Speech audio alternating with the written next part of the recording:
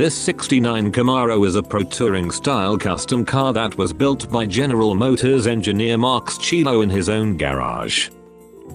Pro touring style cars are based on muscle cars of the 60s and 70s, and while they maintain the original exterior, their mechanical aspects are updated to the latest technology.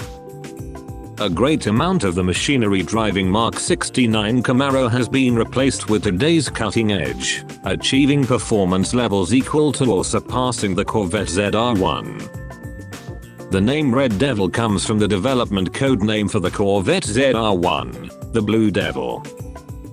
The engine powering the car now is based on the 7 L LS7 from a Corvette Z06, and using cylinder heads from the LS9 ZR-1 engine together with a supercharger, it has been tuned for a maximum output of 745 bhp. The transmission is a Tremec 6-speed, and the suspension has been replaced with Detroit speed coilivers.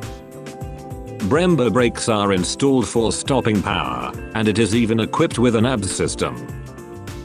The Red Devil marked 3.4 seconds in the 0-60-mile acceleration test of Car and Driver magazine, and its quarter-mile time is 11.5 seconds, outdoing the Corvette ZR-1 in both tests.